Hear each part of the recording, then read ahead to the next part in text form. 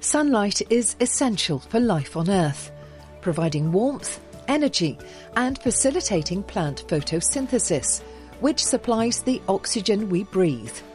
Sunlight is much more than just a light source. It's a fundamental pillar that nourishes, revitalizes, and balances our ecosystem, as well as our physical and mental well-being. We will see with Monica Berger-Gonzalez how natural healers keep the ancient Mayan tradition alive, working with plants in conjunction with natural light. There is this very deep understanding that the sun is the father, the giver of life, and earth, giving its fertile land and all the elements and minerals that make up our body, allows for this feminine energy to interact. So the photons from the sun have a name.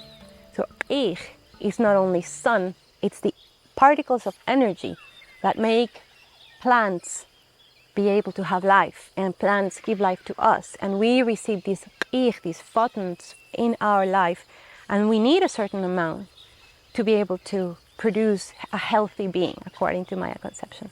So some plants absorb a lot of sunlight and some don't.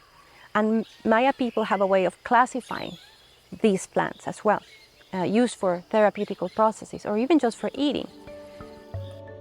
Experiencing forced isolation following a hurricane, Monica and her team had to rely on the assistance of healers from the Lake Atitlan region. This experience piqued Monica's interest and set her on the path of her current research. This huge hurricane stand came and destroyed everything. So my team and I were stuck in this little town of San Juan La Laguna, where we lived there, but no one could leave. There was no medicine, no food, water, electricity, cell phones didn't work. And so for the first time, we realized that we really had no skills. Some of my peers had severe reactions to the trauma, others had infectious diseases, and all of us got treated with Maya medicine. And all of these midwives and healers were treating us as sisters, brothers, daughters. And I guess that was the first time I really opened my eyes and my heart to see what was beyond the appearances. And I met people with really unique gifts. And that's how I ended up with meeting healers that work with sunlight and that understand the relationship of the sun with the body and plants.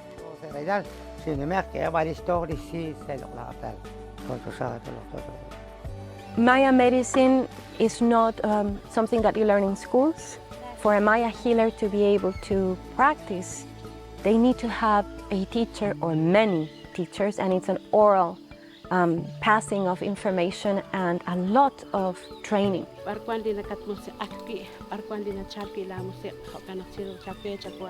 There is never any activity conducted without first asking permission, without first acknowledging that there is life in everything.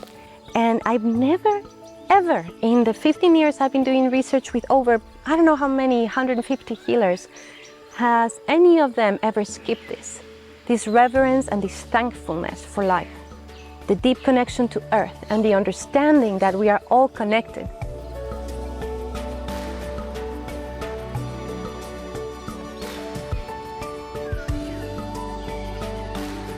There was, at one point, a healer started to convey how they would mix sunlight with plant compounds, sometimes applied on the skin directly, sometimes ingested, and how the interaction of the energy of Father Sun, as they would refer it, would activate the energy of the plants and heal the patient.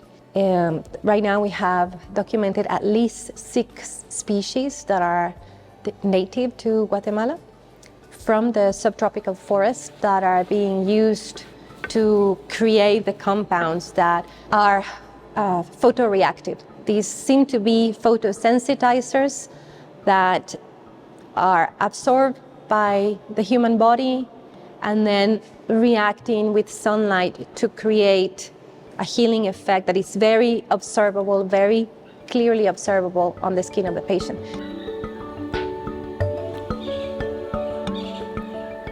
To me, it's bewildering that the Maya people have all this knowledge, and some of them are willing to share it with the modern world, with scientists. I'm not Mayan. I'm a mix of everything in Guatemala, and I still was given a chance to learn. And when I have tried to make these bridges with other scientists, the majority of them are skeptical, mean, not interested, and a bit superior. They feel superior to indigenous science. And this bigotry has always surprised me. When COVID-19 hit, the Quechua communities around this area, they didn't suffer that much. You would have expected many deaths. Why weren't there any? Why was severe illness not so severe in these towns? And when we started doing a small research project on herbal medicine and other things used for COVID-19, and light was very important. The use of sunlight to disinfect, to activate reactions in the body, to help with plants to release mucus, to all of these things, herbal medicine. And I was wondering, why are we not interested in this as scientists? Porque hay muchas cosas, por ejemplo, de nuestros abuelos, como no escribieron nada, entonces no quedó nada escrito. Y entonces ahora nosotros podemos dejar escrito todo para que nuestros nietos, nuestros bisnietos, ellos también se den cuenta qué es lo que nosotros hicimos en la vida cuando estuvimos en esta tierra.